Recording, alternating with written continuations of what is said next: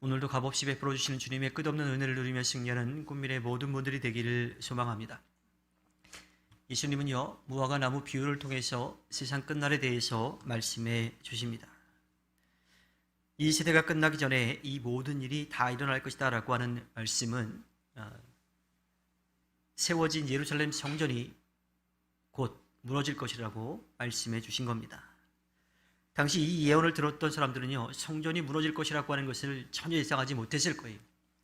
성전은 하나님을 예비하는 곳이고요, 또 그 성전은 어떠한 지진과 또 전쟁 가운데서도 무너지지 않을 거라고 굳게 믿고 있었기 때문입니다.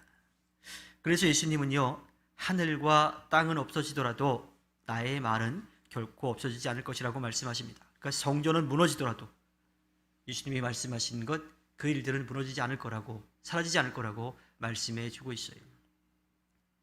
그래서 예수님이 말씀해 주신 대로 그 세대의 성전이 무너지는 것, 그것은 예수님이 그 말씀을 해주신 지 40년이 채 지나지 않아서 로마에 의해서 완전히 무너져 버렸지요.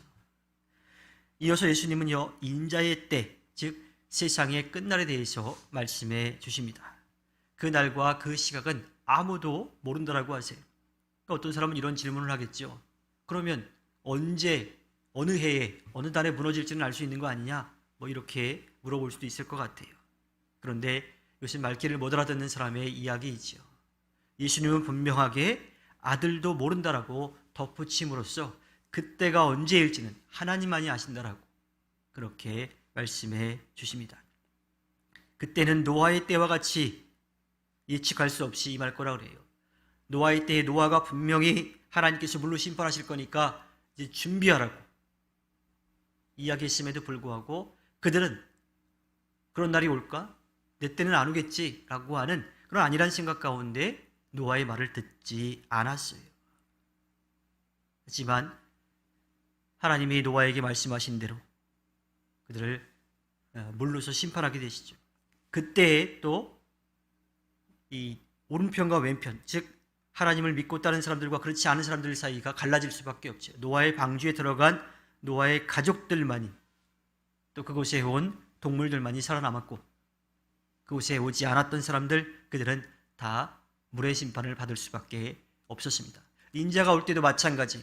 믿음을 갖고 살아간 사람들은 구원의 은혜를 누리지만 그러지 못한 사람들은 멸망의 심판을 받을 수밖에 없는 거지요. 따라서 마지막 그때를 준비하는 가장 좋은 방법은 늘 깨어 있는 겁니다.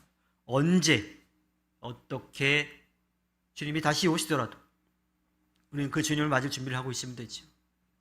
그때가 언제인지 어느 날인지 몇 시인지 알아가지고 시컷 놀다가 그때만 딱 믿는 것처럼 그렇게 행동하려는 것은 다 부질없는 일입니다.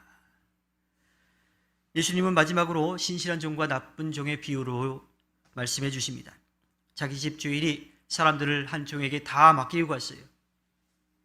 신실한 종이라면 주인이 언제 다시 올지 모르지만 자신에게 주어진 일에 열심을 하는 거죠. 그런데 나쁜 종이라면 어떨까요? 주인이 멀리 오랫동안 있다 올 거니까 일단은 시컷 놀자. 그러면서 그 집안 사람들을 때리고 또 흥청망청하며 살아가게 된다라고 하는 거예요. 근데 주인은 언제 올지 몰라요. 금방 있다가 나중에 한참 있다 오겠다라고 해놓고 가다가 뭔가 잊어버려가지고 다시 가지러 올지도 모르는 거지요. 그때의 신실한 종과 이 나쁜 종은 그 상과 또 그 벌이 주어질 수밖에 없는 거예요. 이처럼 믿는 사람들은요, 신실한 종처럼 매일 깨어서 자기에게 주어진 일에 열심을 내야 합니다. 매일의 신실함이 세상 끝날에 대한 가장 좋은 대비인 거지요. 아직 끝나지 않은 이 코로나19로 인해서 우리의 일상에서 늘 당연하게 여겼던 것들이 당연하지 않다라고 하는 것을 알게 되었습니다. 결코 흔들리지 않을 거라고 여겼던 인간들의 이 문명과 업적이 한순간에 다 정지가 되어버렸어요. 학자들은 현대사에 대해서 코로나19 이전과 이후로 나뉠 거라고 합니다. 절대로 무너지지 않을 거라고 믿었던 그것이 무너진 것을 경험하게 된 거죠. 마치 절대로 무너지지 않으리라고 믿었던 예루살렘 성이 로마에 의해서 철저하게 무너졌을 때에 유대인들이 가지고 있었던 그런 슬픈 마음들, 허망한 마음들과 다르지 않을 겁니다. 따라서 우리 믿는 사람들은요, 코로나19를 영적인 경고로 받아들일 수가 있어야 돼요. 그것이 하나님의 심판이 다가오고 있다라고 하는 개념보다도 하나님께서 이 세상의 역사를 이끌어가고 계신다라고 하는 겸손한 믿음이 있어야 합니다. 우주의 운행과 인류의 역사는 주님의 손에 달려 있어요. 주님이 멈추시면 우리의 삶은 멈출 수밖에 없어요. 당장이라도 주님이 우리의 숨을 거두어 가시면 우리는 이 땅에서의 삶을 마쳐야 합니다. 하늘에 나는 새도 주님께서 허락해 주셔야 그렇게 날아갈 수가 있습니다. 따라서 우리는 모든 것을 아시고 모든 것을 하실 수 있는 주님 앞에 겸손한 마음으로 서야 돼요. 주님을 믿고 의지하며 따라가야 합니다. 또 주님의 뜻이 무엇인지를 알기 위해서 애써야 하고 그 뜻에 맞는 주님께 기쁨을 드리는 삶을 살기 위해서 늘 힘써야 합니다. 늘 주님 앞에 서 있다라고 하는 것을 인정하면서 겸손히 살아가야 하지요. 그것이 언제 다시 오실 주님을 맞이할 준비입니다. 항상 깨어서 주님 안에 살고 오늘 주어진 일에 신실하게 살아가야 합니다. 사랑하고 섬기고 나누고 베푸는 삶, 성령을 의지하여 이 땅에서 하나님의 자녀로 예수 그리스도의 증인과 제자로 살아가는 것, 그것이 마지막 때를 준비하는 우리 믿음의 사람들의 방법인 거죠.